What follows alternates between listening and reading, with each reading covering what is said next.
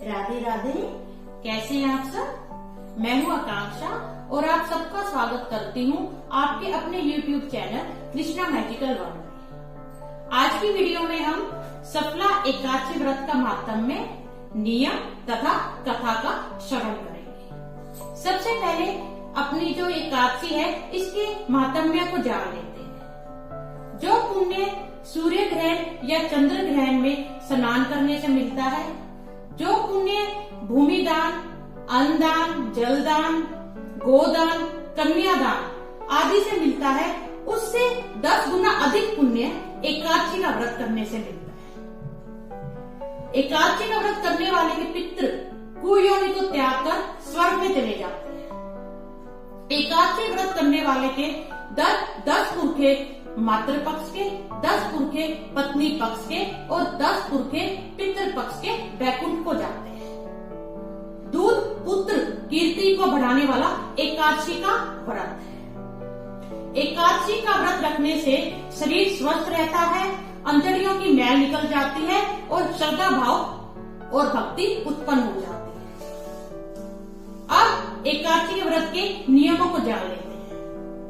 व्रतधारी को दशमी के दिन मांस, प्याज, लहसुन, चावल और मसूर की दाल का सेवन नहीं करना चाहिए। रात्रि को ब्रह्मचर्य का पालन कीजिए। एकादशी के दिन वृक्ष से पत्ता तोड़ना भी वर्जित है। अगर वृक्ष से पत्ता स्वयं टूटा हुआ है तो आप उसे ग्रहण कर सकते हैं। एकादशी के दिन झाड़ू नहीं देनी चाहिए, चींटी आदि जीव मर जाते हैं। एकादशी के दिन बाल नहीं कटाने चाहिए और अन्न का दान देना चाहिए। अन्न दान लेना भी वर्जित है। अगर आपके किसी संबंधी की मृत्यु हो जाती है तो उनके दिनों में जो एकादशी जो आती है, आपको वह एकादशी का व्रत करके उसका फल जो आपका संबंधी मृत्यु को प्राप्त हुआ हो उसे संकल्प करके दे देना चाहिए। इससे उस संबंधी को मोक्ष की प्राप्ति हो जाती है।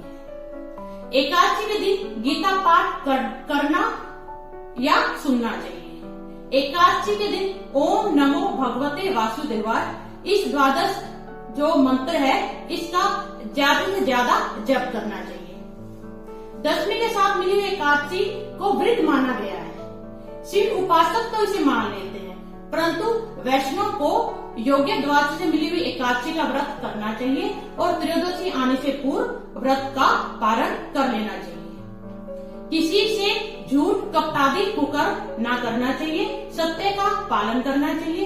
इस प्रकार जो एकादशी का व्रत करते हैं उस पे नारायण अति कृपा करते हैं। अब चलिए हम सफला एकादशी की जो कथा है उसे श्रवण करते हैं। आज श्री सफला एकादशी व्रत कथा। अर्जुन बोले, हे भगवान, आप मुझे पौष मास के कृष्ण पक्ष की एकादशी का नाम बताइए और इस एकादशी के व्रत में किस देवता की पूजा की जाती है और उसकी विधि क्या है, मुझे सविस्तार बताइए। तब श्री कृष्ण भगवान बोले, हे अर्जुन, मैं तुमसे बहुत प्रेम करता हूँ, इसलिए मैं तुम्हारे प्रश्नों का उत्तर विस्तार पूर्वक देता हूँ। पौष मास के कृष्ण पक्ष की एकादशी का नाम सफला है। इस एकादशी के नारायण देवता है। इस एकादशी के दिन मुझ नारायण को ऋतु के अनुसार फलों को अर्पण करना चाहिए। जो पुण्य 5 सहस्त्र वर्ष तपस्या करने से होता है, उतना ही पुण्य इस एकादशी को रात्रि को जागरण और व्रत करने से होता है। अब मैं तुम्हें सफला एकादशी की कथा सुनाता हूँ। चंपावती नगर में महिष्मान नाम का एक राजा राज्य करता था। उसके 4 पुत्र थे। उन चारों में उसके सबसे बड़े पुत्र का नाम लुम्पक था। उसका वह पुत्र महापापी था। वह सदैव वेश्यावृत्ति में अपने पिता का धन व्यय करता था। जब चारों तरफ से राजा को अपने पुत्र लुम्पक के कुकर्मों का शिकायत आने लगी तो राजा ने उसे नगर से बाहर निकाल दिया। जब लुम्पक सबके द्वारा त्यागा गया तो वह सोचने लगा कि अब मैं अपने जीवन का निर्वाह कैसे करूंगा। तभी लुम्पक ने एक युक्ति सोची और वह सोचने लगा कि मैं रोज रात्रि को अपने पिता के राज्य में चोरी करूंगा, जिससे मेरी जितनी भी जरूरतें हैं वह पूरी हो सकेंगी। लुम्पक ने एक अति सुंदर जंगल में एक पीपल के वृक्ष के नीचे रहना शुरू कर दिया। वह जो जंगल था वह देवताओं का अत्यंत प्रिय क्रीड़ा स्थल था और वह बहुत पुराना पीपल का वृक्ष भी नारायण को अति प्रिय था।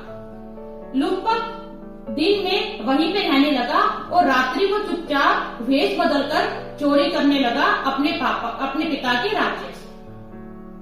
धीरे धीरे वह हत्याएं भी करने लगा, जिससे जो है पूरा नगर समाप्त हो चुका था और वहां के वासी भी मृत्यु को प्राप्त होते जा रहे थे। सब सैनिक उसे पकड़ भी लेते थे, परंतु राजा के क्रोध के कारण, डर के कारण वह उसे छोड़ देते थे। इस प्रकार होते होते बहुत समय भी व्यतीत हो गया। एक बार की बात है, पौष मास के कृष्ण पक्ष की 10वीं को लुम्पक के पास कोई वस्त्र ना बचा था, क्योंकि उसके पुराने वस्त्र थे वो फट चुके थे। इसलिए वह शीत के मारे बेहोश हो गया और 10वीं के दिन वह बेहोश ही पड़ा रहा और पूरी रात उसके हाथ पैर ठंड के मारे जकड़ गए। अगले दिन एकादशी को जब सूर्यास्त हुआ तब भी उसे चेतना न आई, क्योंकि वह शीत के कारण उसके हाथ और पैर जकड़ गए थे और वह बेसुध पड़ा था।